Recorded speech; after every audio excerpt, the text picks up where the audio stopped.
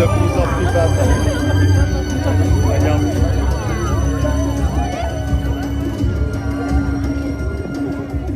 L'homme a toujours admiré les capacités des rapaces. Au fil du temps, il a appris à les côtoyer et à les entraîner pour chasser à ses côtés.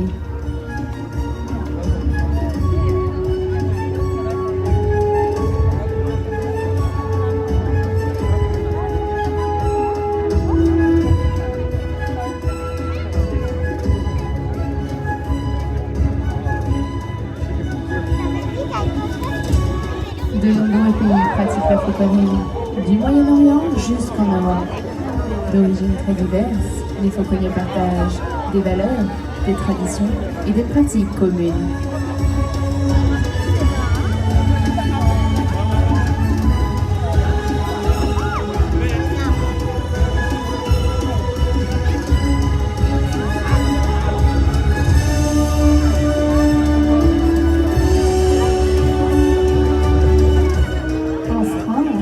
Les rapaces sont utilisés depuis longtemps dans la chasse au vol pour capturer de petites proies. Aujourd'hui, ils permettent également d'éloigner certains oiseaux de lieux publics.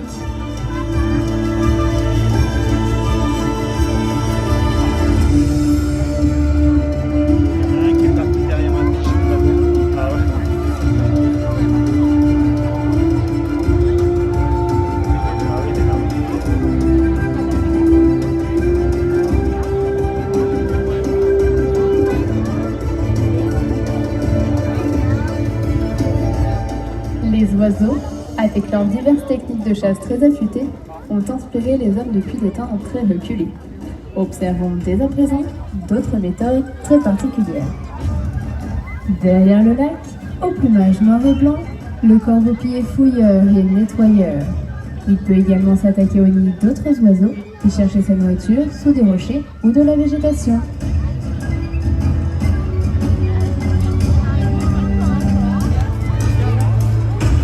Sur la scène, le Kaliama est un fantastique coureur, atteignant des pointes de vitesse de 30 à 40 km/h.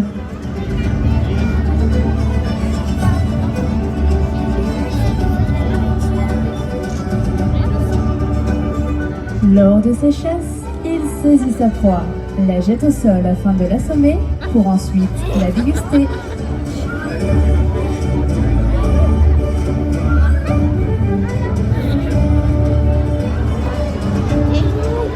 Le relier à ventre bleu capture principalement ses proies au sol, mais il est tout à fait capable d'en attraper en plein vol. Il peut s'agir de sauterelles, criquets ou de scarabées par exemple.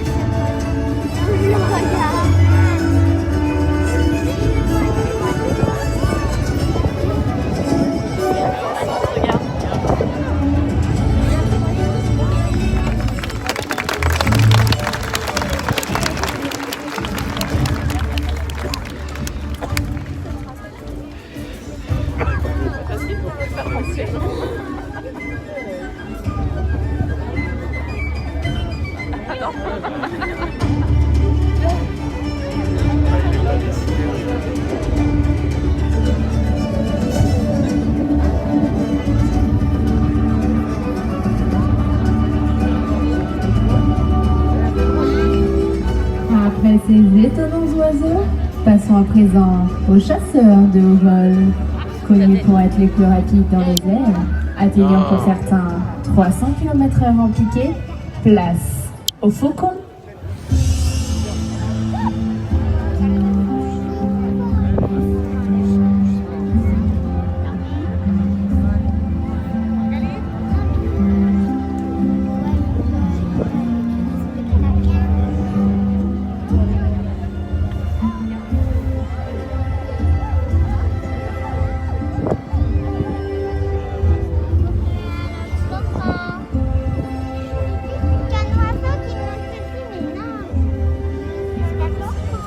Afin de vous présenter leur prouesse, nos fauconniers stimulent l'oiseau à l'aide d'un leurre, petit support de cuir sur lequel est fixée une récompense. Cette technique permet de recréer leur comportement naturel de chasse. Ils peuvent pas s'asseoir les cons.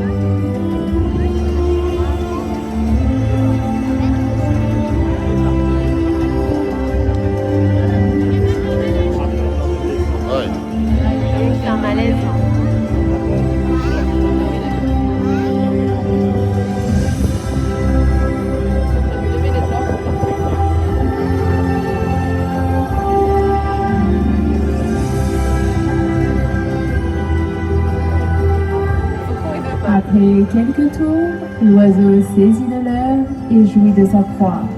Laissant au rapace un temps de dégustation, le fauconnier lui fait alors courtoisie.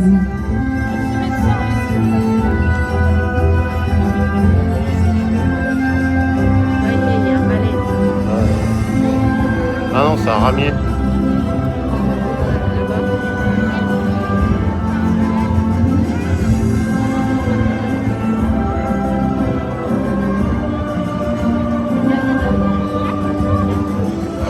Aujourd'hui, notre faucon se cache et profite du grand espace situé derrière cet amphithéâtre.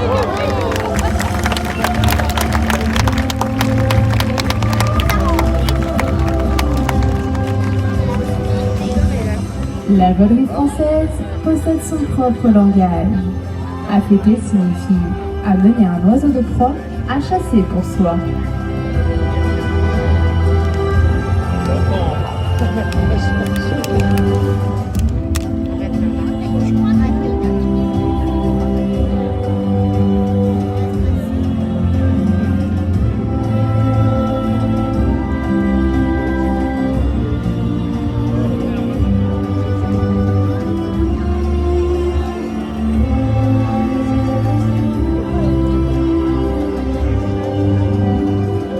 Écumer est le fait de frôler le gant ou la surface de l'eau sans s'y poser.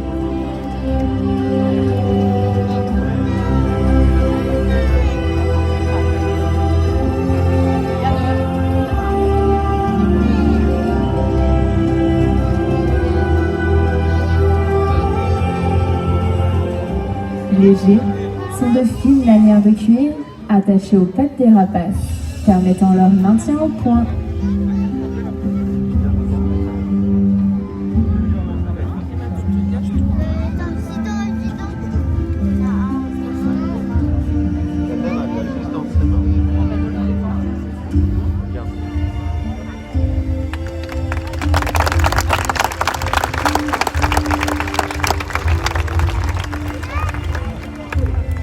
Après l'agilité et la vélocité des faucons, observons à présent au lointain la puissance et la majesté des aigles.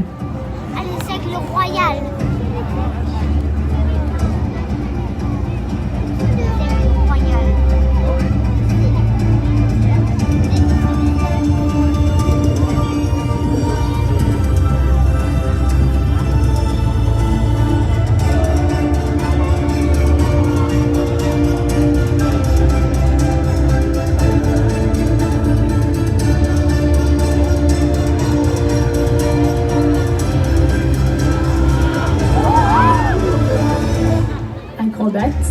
Lors des vols nuptiaux, tel un funambule, l'aigle bateleur doit son nom au terme décrivant autrefois les saltimbanques et autres artistes de rue.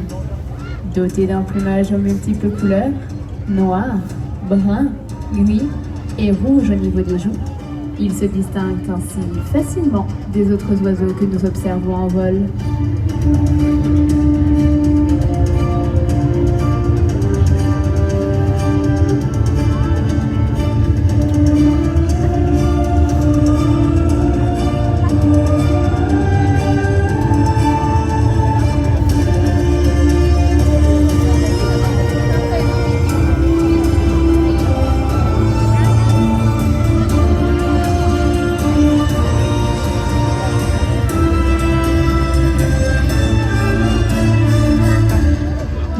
Visuelle saisissante, 3 fois supérieure à la nôtre, les aigles sont d'agiles chasseurs.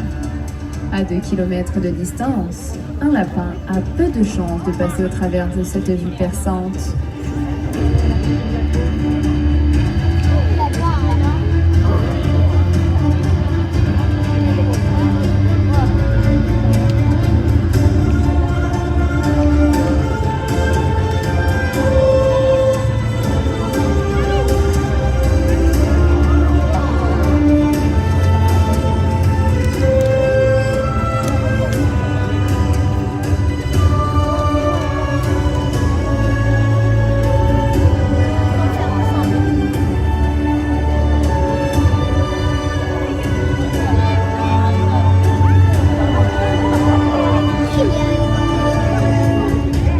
Malheureusement, ces redoutables prédateurs sont entre autres menacés par l'utilisation intensive de pesticides, fragilisant les coquilles des œufs. En les couvant, les adultes écrasent sans le vouloir leur future descendance.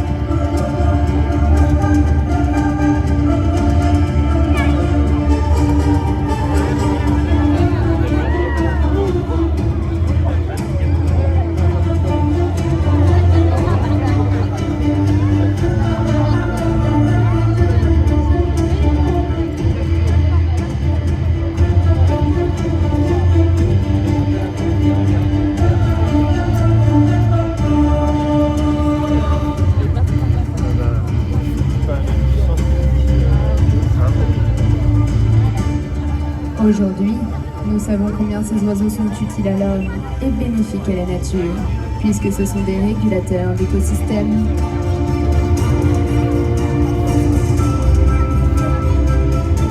Droit devant nous, observons un aigle de grande envergure, à la silhouette majestueuse, le pigargue de Stellaire.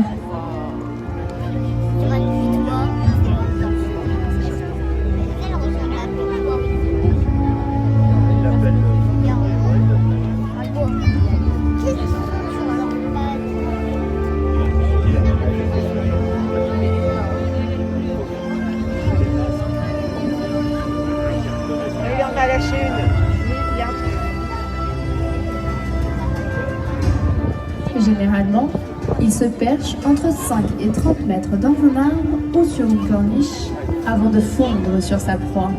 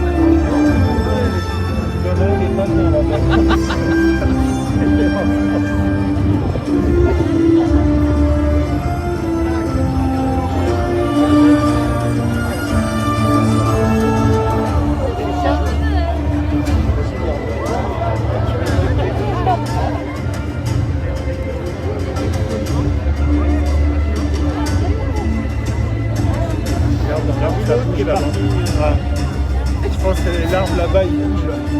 Comment il bouge là. Je pense que le pigeon à tourterelle n'avait pas bien.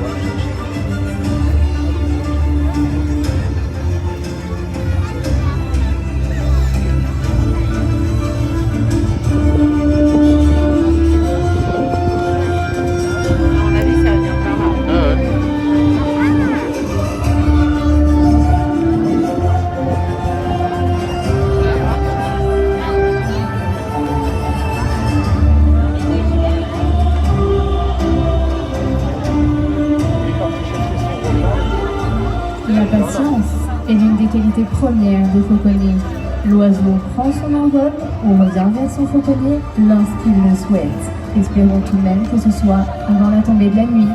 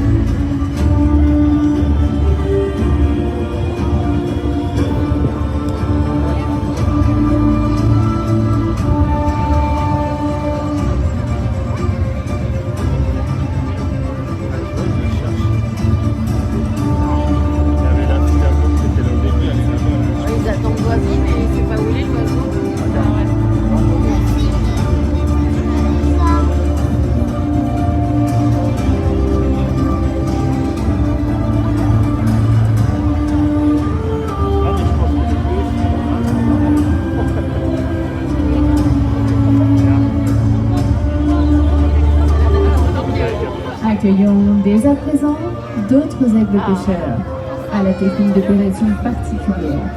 Sans regard dans les airs, ces oiseaux repèrent leur proie, fondent sur elle et les saisissent de leur redoutable serre.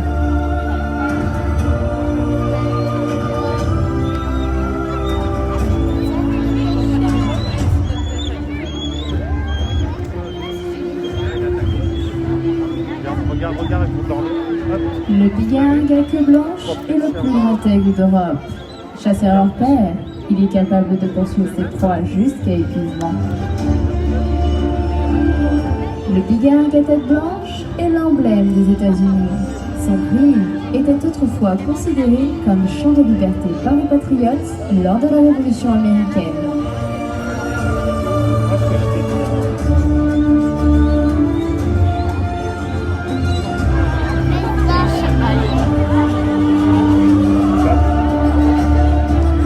Les oiseaux ont du caractère.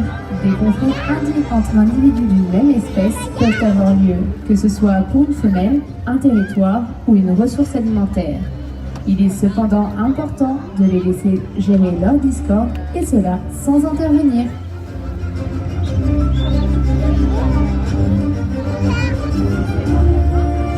C'est pas trop.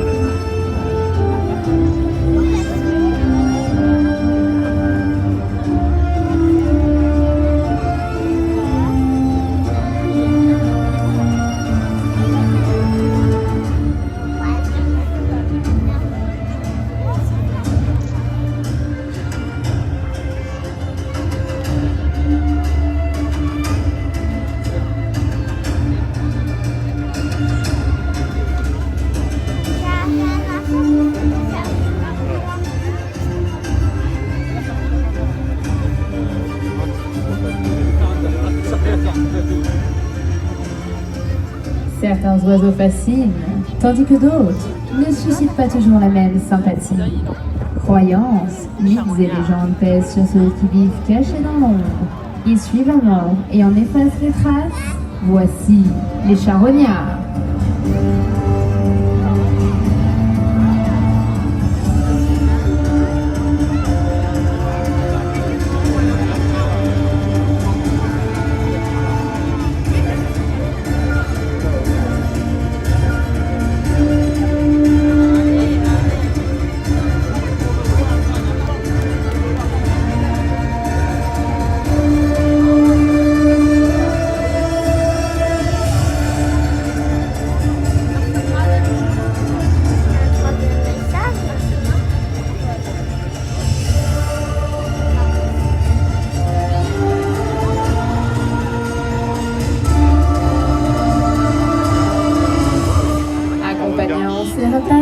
Nous apercevons les marabouts. Se nourrissant aussi de restes d'animaux morts, ils partagent avec eux le même régime alimentaire.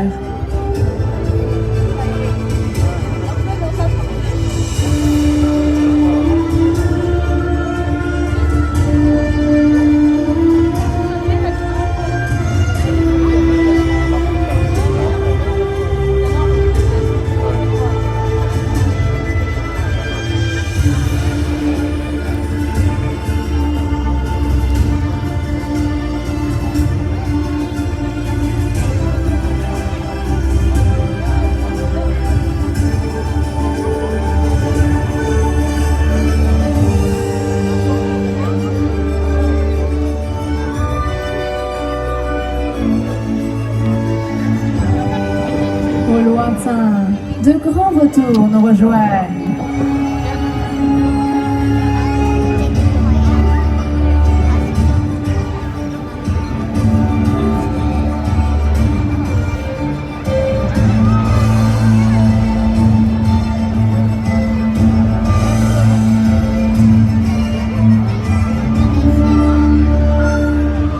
Admirons ces oiseaux. Du plus petit, le vautour palmiste noir et blanc, au plus grand, comme l'impressionnant vautour fauve. Mais le plus imposant de tous reste cet oiseau, au plumage noir et gris, habillé d'un collier blanc, le condor des Andes.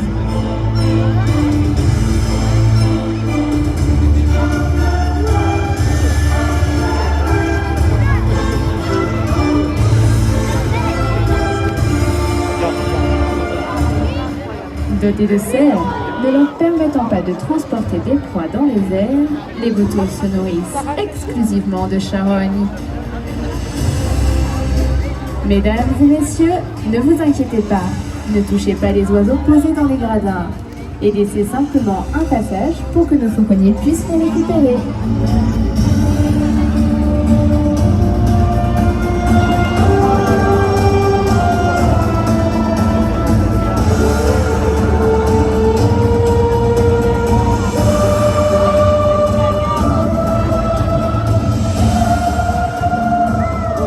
Au cou et à la tête recouverte d'un fond d'UV, ils sont capables de fouiller le fond des carcasses sans se souiller.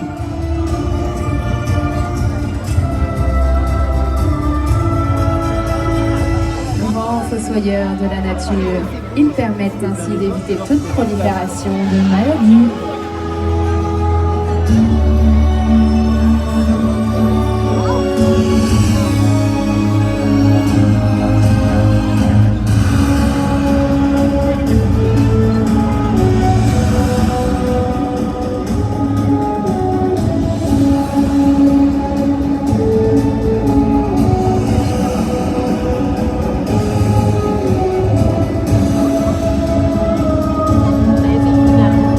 Après le vol planant des charognards, observons des oiseaux dotés d'une grande aisance dans les cieux. Rapaces prédateurs, acrobates du ciel, ils capturent leur proie en plein vol. Place au Milan.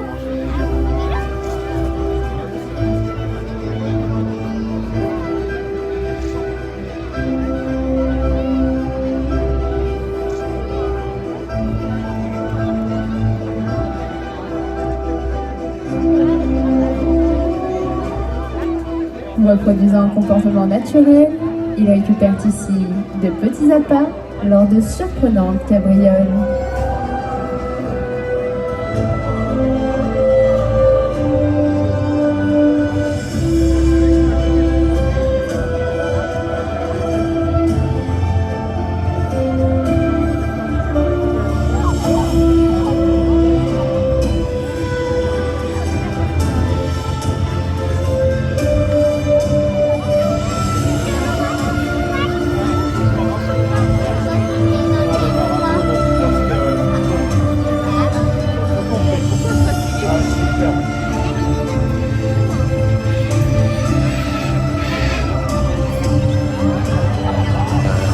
Et profitons également de ce magnifique vol de perroquets, des petites amazones au Guarara, sans oublier les superbes cacatoès.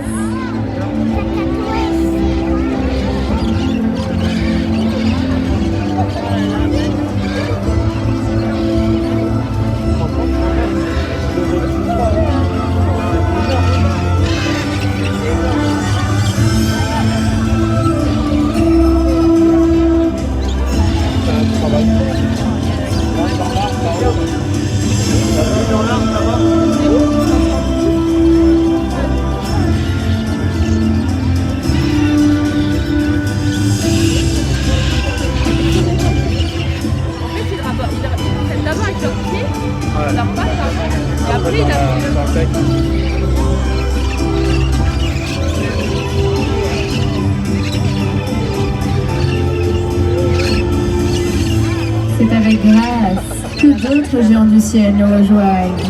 Les majestueuses jouées, les étonnantes joies, les délicates cigognes, les remarquables ibis, ainsi que les imposants pélicans.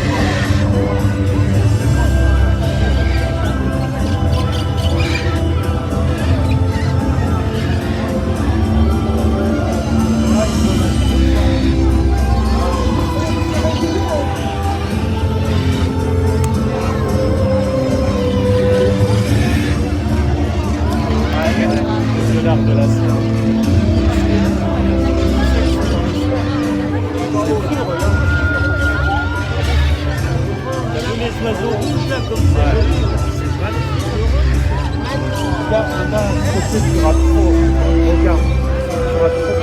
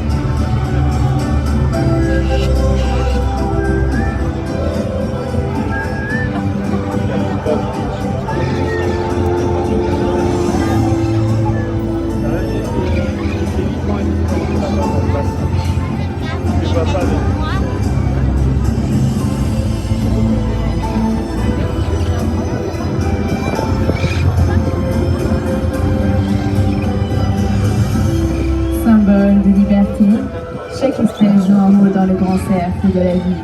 Alors, protégeons tous ensemble ces maîtres des airs.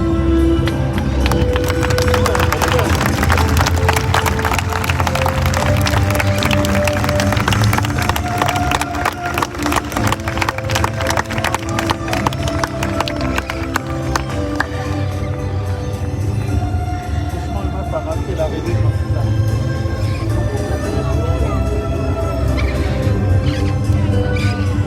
Au nom des fauconniers et de toute l'équipe du Zooparc de Beauval, je vous remercie de votre venue et vous souhaite à toutes et tous une excellente journée.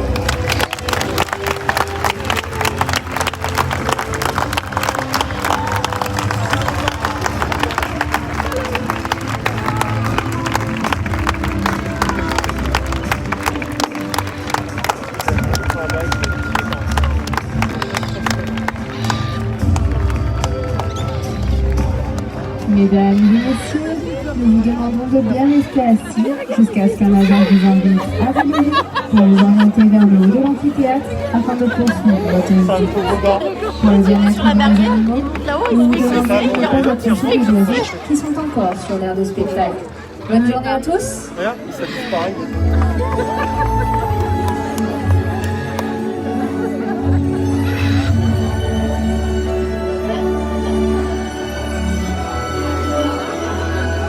C'est pour ça que les cages elles sont petites parce qu'il y a une ouverture. Donc quand après tout ce qui est ramené, tout ça.